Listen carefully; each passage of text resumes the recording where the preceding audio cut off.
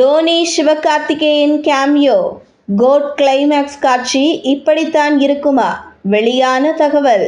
விஜய் மற்றும் வெங்கட் பிரபு கூட்டணியில் உருவாகும் கோட் திரைப்படத்தின் ட்ரெய்லர் நேற்று வெளியானது.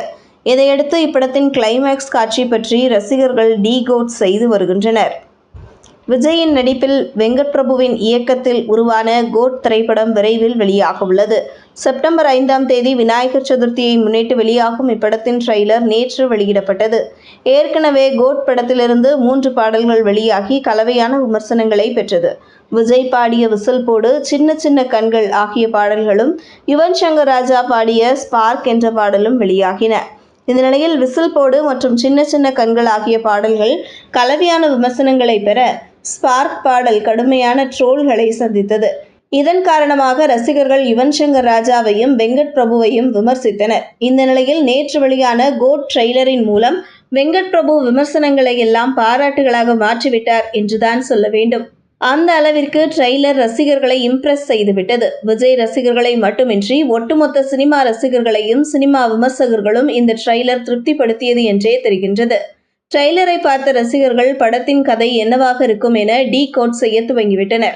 ஆனால் ட்ரெய்லரில் படத்தின் கதையை வெங்கட் பிரபு முழுவதுமாக போட்டு உடைக்கவில்லை. எனவேதான் இப்படத்தின் மீதான எதிர்பார்ப்பு மேலும் கூடியுள்ளது. இந்த நிலையில் இப்படத்தில் பலர் கேமியோ ரோலில் நடிப்பதாக சொல்லப்பட்டது.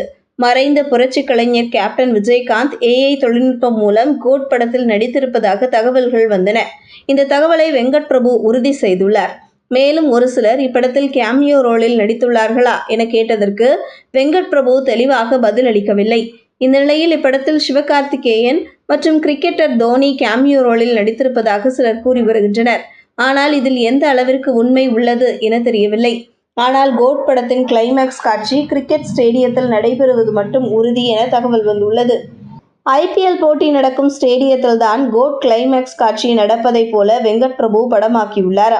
மும்பை மற்றும் சென்னை இடையே நடக்கும் அந்த போட்டியில் CSK மற்றும் தோனியின் ரெஃபரன்ஸ் அதிகம் இருக்கும் எனவும் பேசப்படுகிறது.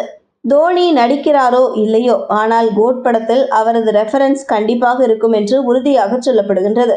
மொத்தத்தில் கோட் திரைப்படம் ரசிகர்களால் திரையில் கொண்டாடப்படும் படமாக இருக்கும் என்பதில் எந்த சந்தேகமும் இல்லை.